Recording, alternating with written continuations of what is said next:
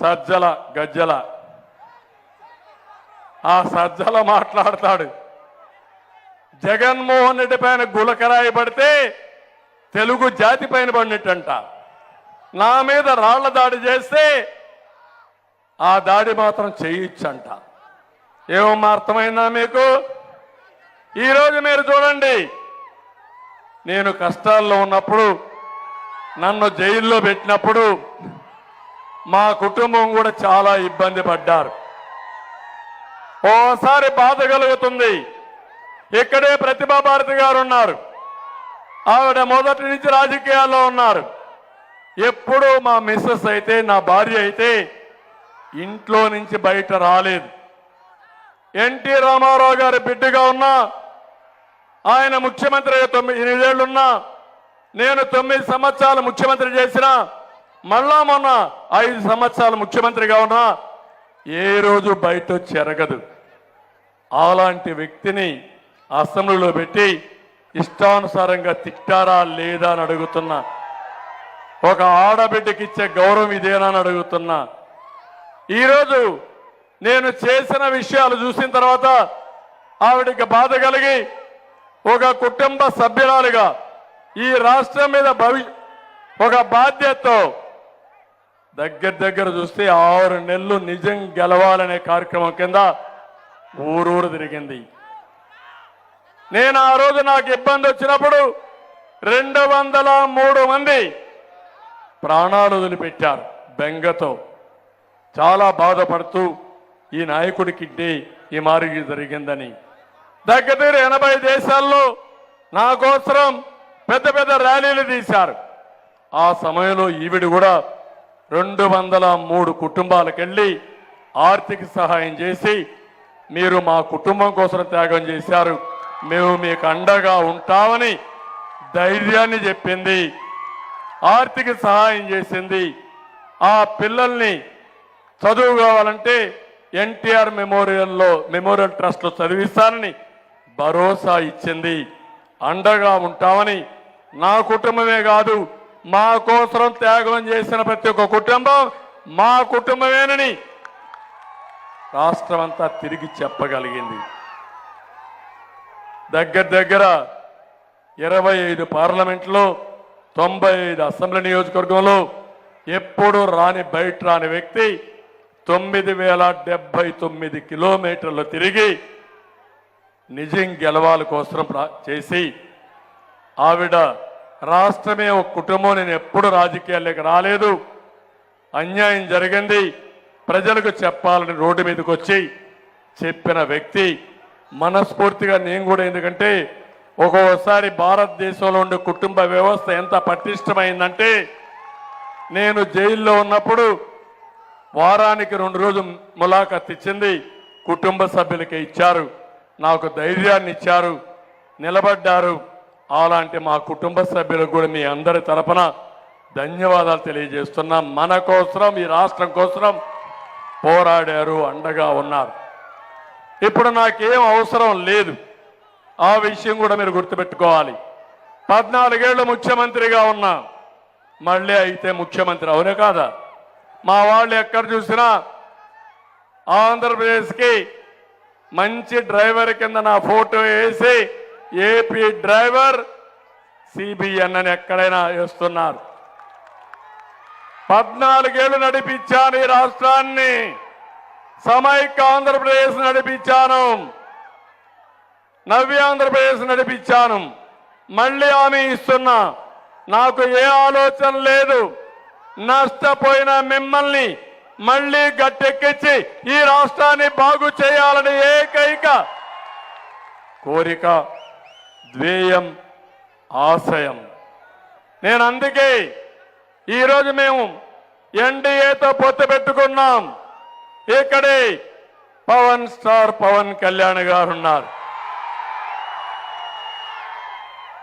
ప్రజలంటే అభిమానం ఉండే వ్యక్తి, బాధ్యతతో ప్రవర్తించే వ్యక్తి. ఈ రాష్ట్రం ఇబ్బందుల్లో ఉంటే సినిమా రంగాన్ని వదిలి ప్రజల కోసం పోరాడతాను, రాష్ట్ర భవిష్యత్తును కాపాడుతానని చెప్పిన వ్యక్తి పవన్ కళ్యాణ్ గారు. ఆయన వచ్చినప్పుడు మీరు చూశారు, ఒకే మాట చెప్పాడు, ఈ రాష్ట్ర పరిస్థితి నాకు అర్థమైంది, హలో ఏపీ, ఈ రాష్ట్రాన్ని కాపాడాలి, మీరు కూడా కలిసి రమ్మని పిలిపించాడు.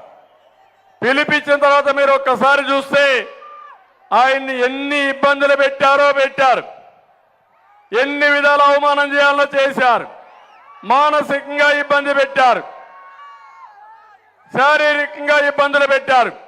కానీ మడమ తిప్పని నాయకుడిగా గట్టిగా నిలబడి ప్రజల కోసం పోరాడుతున్న వ్యక్తి పవన్ కళ్యాణ్, సూపర్ స్టార్ అని చెప్పి నేను మీకు తెలియజేస్తున్నా. ఇంకో పక్క కేంద్రం ఉంది, కేంద్రంలో నరేంద్ర మోడీ గారు ఉన్నారు. ఎవరికన్నా అనుమానం ఉందా తమ్ముళ్ళు, మళ్ళా నరేంద్ర మోడీనే ప్రధానమంత్రి అవునా కాదా? మూడోసారి కూడా అవుతారు. భారతదేశాన్ని ప్రపంచ పట్టణంలో పెట్టడానికి, పేదరిక నిర్మూలన కోసం ఆయన పనిచేస్తున్నారు. ఇప్పుడు బీజేపీ, తెలుగుదేశం, అదే మరి జనసేన కలిసి వచ్చాం. నిన్ననే మోడీ గ్యారంటీ స్కీమ్స్ కింద ఆయన కూడా ఒక కార్యక్రమం తీసుకొచ్చారు. అదే మరి మనం సూపర్ 6 తీసుకొచ్చాం. ఈ రెండు కలిపితే మీ జీవితాలలో వెలుగులు తీసుకొచ్చే బాధ్యత, తమ్ముళ్ళు మీకు ఉద్యోగాలు ఇప్పించే బాధ్యత మాదే. ఇది అసాధ్యమేం కాదు, ఇది సాధ్యం. అందుకే నేను ఈరోజు హామీ ఇస్తున్నా, ఈ రాజ్యంలో మళ్ళా ఈ రాష్ట్రానికి పూర్వ వైభవం తేవాలని, నష్టపోయిన మీకు లాభం జరగాలని, నా అనుభవం ఈ రాష్ట్రానికి పనిచేయాలని నా చివరి కోరిక, ఏకైక కోరిక. 45 నన్ను ఆశీర్వదించారు, గౌరవించారు. తెలుగువాడికి ఎవరికి దక్కని గౌరవం నాకు దక్కింది. అందుకే నేను, మా కుటుంబం అందరం కూడా మీకు రుణపడి ఉన్నాం. ఆ రుణం తీర్చుకునే రోజు దగ్గరలో ఉంది. 14 ఏళ్లుగా సీఎంగా ఎంతైతే పనులు చేశారో, రాబోయే 5 సంవత్సరాలు దానికంటే ఎక్కువగా చేసి మీ రుణం తీర్చుకుంటా. అది నా పట్టుదల. అదే నేను ఈరోజు మీకు అందరికీ ఇచ్చే హామీ. ఎప్పుడు కూడా ఏ నాయకుడు కూడా సంపద సృష్టించాలి, ఆదాయం పెంచాలి, ఆ ఆదాయాన్ని సంక్షేమానికి, అభివృద్ధి ఖర్చు పెట్టాలి, అవునా కాదా? కానీ ఈ రాష్ట్రంలో అది జరగడం లేదు. మన హయాంలో మీ ఇళ్లలో సంపద సృష్టించాం.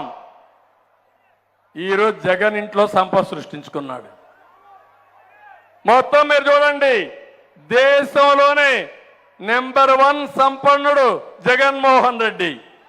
దేశంలో నిరుపేదలుండే రాష్ట్రం ఆంధ్రప్రదేశ్ రాష్ట్రం. ఇంకో పక్క నాడు మన బిడ్డలకి ఉద్యోగాలు ఇచ్చాం. నేడు జగన్ గంజాయి డ్రగ్స్ ఇస్తున్నాడు. నాడు ఉత్తరాంధ్రలో పెట్టుబడులు వచ్చాయి, నేడు ఊరూరా బుల్డోజర్తో కూల్చివేతలు వచ్చాయి. మనది సంక్షేమ రాజ్యం, జగన్ది విధ్వంస రాజ్యం. ప్రజా వేదిక కూల్చివేతతో ప్రారంభించిన విధ్వంసతంది. నాడు ప్రశాంతమైన ఉత్తరాంధ్ర, నేడు కబ్జాల ఉత్తరాంధ్ర. ఇది ఆయనకు మనకు తేడా. ఇప్పుడు నేను ఒకటి హామీ ఇస్తున్నా, మా ఆడబిడ్డలకి ఆడబిడ్డ నిధి కింద మీరు ఒక్కసారి ఇంట్లో కూర్చొని బేరే చేయండి. నేనిచ్చే స్కీముల వల్ల మీరు లాభపడతారా, జగన్మోహన్ రెడ్డి వల్ల లాభపడ్డారా, నా పరిపాలనలో మీకు మంచి జరిగిందా, మంచి జరుగుతుందా, జగన్మోహన్ రెడ్డి వల్ల లాభం జరుగుతుందో ఒక్కసారి బేరీ చేసుకోండి. ఎందుకు నేను ఈ విషయం చెప్తున్నానంటే, ఈరోజు మీరందరూ కూడా గుర్తుపెట్టుకోవాల్సింది, ఈ ముఖ్యమంత్రి వల్ల అన్ని పెరిగిపోయినాయి. బాధుడే బాధుడు. కరెంటు ఛార్జీలు పెరిగాయా లేదా? నిత్యావసర వస్తువుల ధరలు పెరిగాయా లేదా? పెట్రోల్ డీజిల్ పెరిగిందా లేదా? మద్యం ధరలు పెరిగాయా లేదా? పన్నుల భారం పడిందా లేదా? ఆర్టీసీ రేట్లు పెరిగాయా లేదా? అన్ని పెరిగిపోయినాయి. ఏ ప్రభుత్వం అయినా ఆదాయం పెంచాలి, ఖర్చులు తగ్గించాలి, మీ కష్టానికి ఫలితం వస్తే అదే రామరాజ్యం, అదే సుపరిపాలన.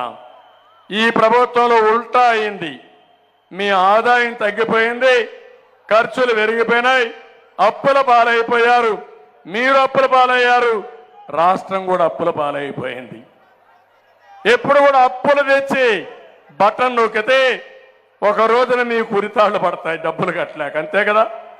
మీ ఆస్తి కూడా తాకట్టు పెట్టేస్తారు. అందుకనే ఈరోజు నేను మిమ్మల్ని అందరినీ కోరేది, నేను ఆడబిడ్డ అనేది వస్తాను, తప్పకుండా వస్తాను. ఏపీ పోలీసులు ఒకటిగా తమ్ముళ్ళు డిఎస్సి ఇవ్వాల, పోలీస్ రిక్రూట్మెంట్ జరగాల, టీచర్ ఉద్యోగాలు ఇవ్వాల, సర్వీస్ కమిషన్ లేదు. నేను వస్తానే మెగా డిఎస్సి పెడతా, మీ అందరికీ ఉద్యోగాలు ఇస్తా. అంతేకాదు 25,000 కానిస్టేబుల్ ఇస్తానని ఒక్క కానిస్టేబుల్ ఉద్యోగం ఇచ్చాడా తమ్ముళ్ళు అని అడుగుతున్నా మిమ్మల్ని. దుర్మార్గమైన పాలన. అందుకే నేను చెప్తున్నా, జాబు రావాలంటే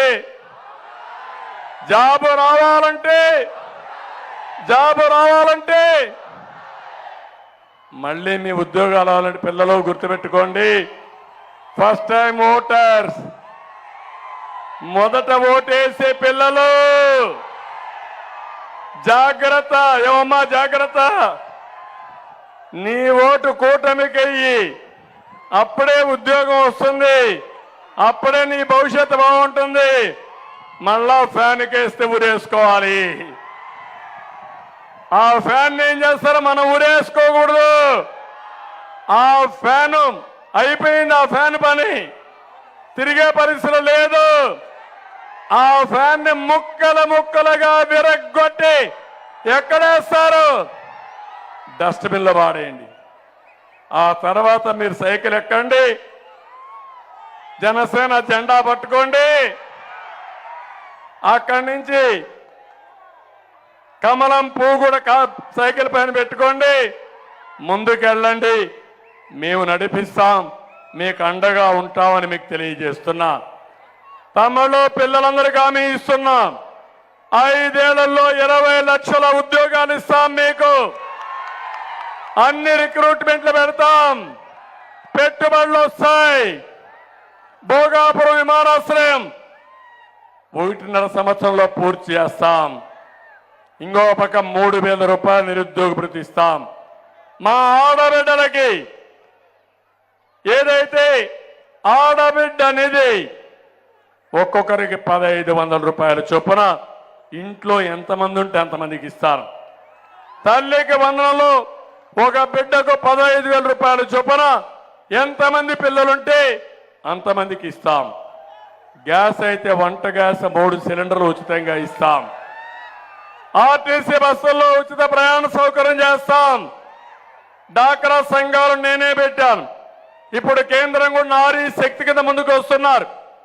కేంద్రంతో సహకారం తీసుకుని, ఎందుకంటే 2 పార్టీలు కూడా ఎన్డీఏనే, ఆ సహకారం కూడా తీసుకుని మా ఆడబిడ్డల్ని లక్షాధికారులుగా చేసే బాధ్యత మాది. కేంద్రం ఆలోచన కూడా అదే. ఎందుకు ఈ మాట చెప్పానంటే, డాక్రా సంఘాల ద్వారా చదువుకున్న పిల్లల్ని ప్రోత్సహించి ప్రోత్సాహాలు ఇస్తే మీరు బ్రహ్మాండంగా వస్తారు.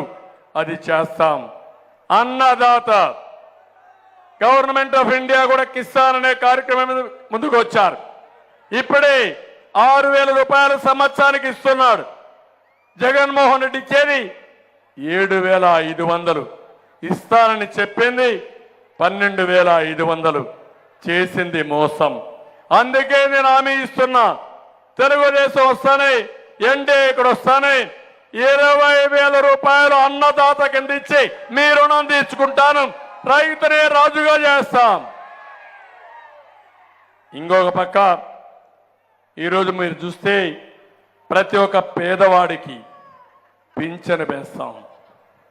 4,000 రూపాయలు పింఛన్లు ఇస్తాం. పింఛను ఏప్రిల్ నుంచి అమలు చేస్తా. జూన్ 4వ తారీఖు రిజల్ట్స్ వస్తాయి.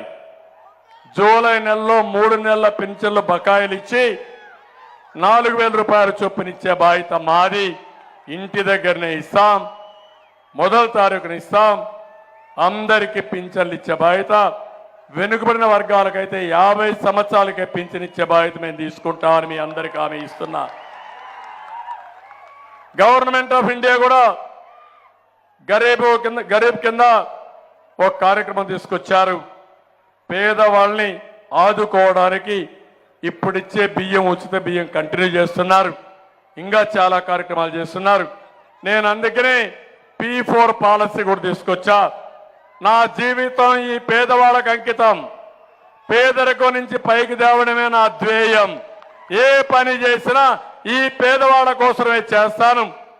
నేను టెక్నాలజీ కూడా ఉపయోగించుకుని మీకు అండగా నిలబడి మీ కుటుంబాలకు తోడుగా ఉంటానని మరొక్కసారి మా పేదవాళ్ళందరికీ హామీ ఇస్తున్నా. ఇది కాకుండా ఇంకొకసారి చూస్తే వాలంటీర్స్ యొక్క జీతం కూడా 5,000 నుంచి 10,000 రూపాయలు పెంచుతున్నా. వాలంటీర్లు కూడా ఆలోచించుకోవాలి. నాతో ఉంటే మీకు భవిష్యత్తు ఉంటుంది.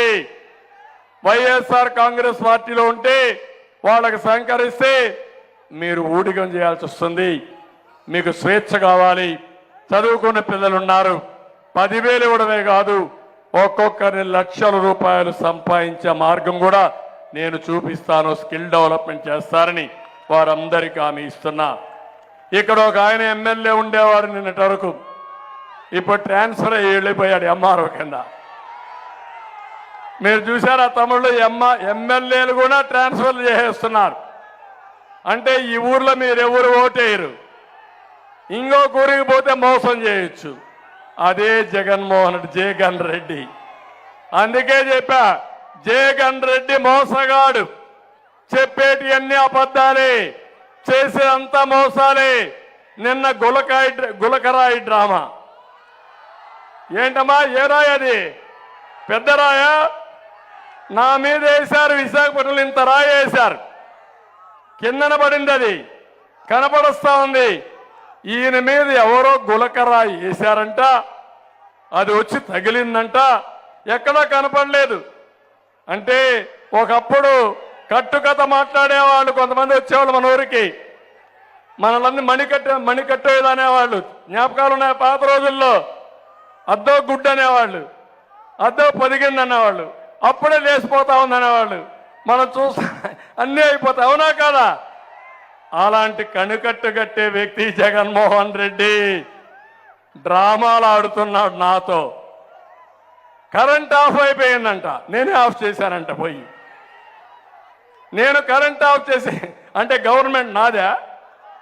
చెత్త మాటలు, చెత్త ప్రవర్తన, బుద్ధి లేనితనం. అంటే నువ్వేం చెప్తే మేము నమ్మాలా? ఇంకో పక్క బాబాయిని చంపేసి, గొడ్డలతో చంపేసి, గుండెపోటని చెప్పి నాటకాలాడి నారాసుర రక్త చరిత్రని ఇన్ని ఆడి, అంటే ఇతను చేసే నేరాలని వేరే వాళ్ళపైన దోసేసే దిట్ట. అంటే ఎవరైతే బాధితులున్నారో వాళ్ళని నిందితులుగా చేసి జైల్లో పెట్టేస్తున్నాడు. అదే మరి నన్ను కూడా పెట్టేశారు జైల్లో, మీరు చూశారు. ఇలాంటి దొంగల్ని ఏం చేయాలో మీరే ఆలోచించండి. ఇలాంటి నేరస్తులను ఏం చేస్తారో మీరే ఆలోచించండి. ఆంధ్రప్రదేశ్ రాష్ట్రాన్ని నేరాల అడ్డాగా తయారు చేస్తారా తమ్ముళ్ళు అని మిమ్మల్ని అడుగుతున్నా. రాజ్యాంని మరో పులివెందలు చేస్తారా అని మిమ్మల్ని అడుగుతున్నా. రాజ్యాంలో గొడ్డలి సంస్కృతి మీకు కావాలా అని మిమ్మల్ని అడుగుతున్నా. ఎవరికి రక్షణ ఈ రాష్ట్రంలో? అందుకే నేను చెప్తున్నా, ఇప్పుడు కొత్తగా మోసం చేయడంలో ఎమ్మెల్యేలందరినీ ట్రాన్స్ఫర్ చేసేస్తున్నాడు, ఎంపీలు కూడా ట్రాన్స్ఫర్ చేసేస్తున్నాడు. నాగావళి ఇక్కడే ఉంది. ఏం తమ్ముళ్ళు మీ అందరికీ ఇసుక దొరుకుతా ఉందా? ఇసుక దొరుకుతా ఉందా? ఒకప్పుడు ఒక ట్రాక్టర్ 1000 రూపాయలు, ఇప్పుడు ఎంత? ఇప్పుడు 5,000. అవునా కాదా? ఒకటి కాదు, ఇలాంటివన్నీ ఈ ఎమ్మెల్యేకి ఉన్నప్పుడు ముగ్గురున్నారు. ఒక ఆయన ఎమ్మెల్యేగా Jogulu, MLC Vikrant, ZP chairman చిన్న శ్రీను, ముగ్గురిది జాయింట్ వెంచర్ ఇది. అంటే మీ రాజాంగ డబ్బ సొమ్ము దోచుకోవడానికి. ఏ పని చేసినా 5% ఇచ్చేయాలి. అవునా కాదా? అంటే వీళ్ళ ఇష్టం. పేదవాళ్ళకు సెంటి భూమిలో కూడా 10,000 రూపాయలు కొట్టేశారు. ఈ విధంగా ఒక ఎకరాకు 10 లక్షలు కొట్టేశారు. అందుకే నేను మిమ్మల్ని అందరినీ ఒకటే కోరుతున్నా, ఈరోజు ఇక్కడ సమర్థులైన వ్యక్తులు నేను ఇచ్చాను. ఇక్కడ రాజాం రాగానే పాలకొండ రోడ్డు బ్రహ్మాండమైన రోడ్డుగా తయారు చేసి, రాజాంలో అండర్ గ్రౌండ్ డ్రైనేజ్ కూడా తయారు చేసి, ఈ స్ట్రైట్ రోడ్ చూస్తే ముచ్చటేస్తా ఉంది, బ్రహ్మాండం కనపడిస్తా ఉంది. ఈ రోడ్డుకి కానీ బాగా రోడ్డు వేస్తే అదిరిపోతుంది. తప్పకుండా వేసే బాధ్యత నాదని మరొక్కసారి మీ అందరికీ హామీ ఇస్తున్నా. రాజాంకి అవుటర్ రింగ్ రోడ్డు తీసుకొస్తాం. ఊర్లో అన్ని రోడ్లు అభివృద్ధి చేస్తాం. రాజాం పట్టణంలో 12 పైన పరిశ్రమలు సిక్కైపోయినాయి. అవన్నీ కూడా తెరిపిస్తాం. మళ్ళా పరిశ్రమలు తెప్పించే బాధ్యత తీసుకుంటా అని మీ అందరికీ హామీ ఇస్తున్నా. 2000 ఇండ్లు టిట్కోలో ఉన్నాయి. ఇక్కడ కట్టాం. దుర్మార్గమైన ముఖ్యమంత్రి మీకు ఆ ఇండ్లు కూడా ఇవ్వలేదు. నేను వస్తానే మళ్ళా ఉచితంగా టిట్కో ఇండ్లు మీకు అప్పచెప్తాను. పేదవాళ్ళందరికీ ఇండ్లు కట్టిస్తాం. పేదవాళ్ళందరికీ 2 సెంట్ల భూమి ఇప్పిస్తా, ఇంటి జాగాలు ఇప్పిస్తా. కేంద్ర ప్రభుత్వం ఇచ్చే డబ్బులే కాకుండా మనం కూడా డబ్బులు ఇచ్చి మీ ఇండ్లు పూర్తి చేస్తాం. ఇప్పుడు జగన్మోహన్ రెడ్డి ఇచ్చిన ఇండ్లు కూడా నేను రద్దు చేయను, అవి కూడా కట్టిస్తా. నాకు ఆయనకు అదే వ్యత్యాసం అని మీ అందరికీ విజ్ఞప్తి చేస్తున్నా. నీది విధ్వంసం, నాది నిర్మాణం. నేను ఎప్పుడు కూడా మంచి ఉంటే మంచిగా తీసుకుంటా, చెడు అయితే ఖండిస్తా, దొంగలైతే పట్టుకుంటా, దొరలైతే సన్మానిస్తా. అది నా విధానం. మంచిని మంచిగా చూస్తాను, చెడును చెడుగా చూస్తాను. చెడు వ్యక్తుల్ని పూర్తిగా కంట్రోల్ చేసే బాధ్యత తీసుకుంటాను. నాగావళి పైన బలసవరేవు దగ్గర వంతెన నిర్మాణం పూర్తి చేయాలన్నారు. దీనివల్ల ఆముదాల వలస రాజా మధ్య సౌకర్యాలు బాగుంటాయి. తోటపల్లి ప్రాజెక్టు పనులన్నీ పూర్తి చేశాం. మళ్ళీ కాలువలు కూడా దొవలేదు. అవన్నీ పూర్తి చేసి మీకు అందరికీ అప్పచెప్తానని చెప్పి తెలియజేసుకుంటూ, మరొక్కసారి ఇక్కడ చెట్టుకు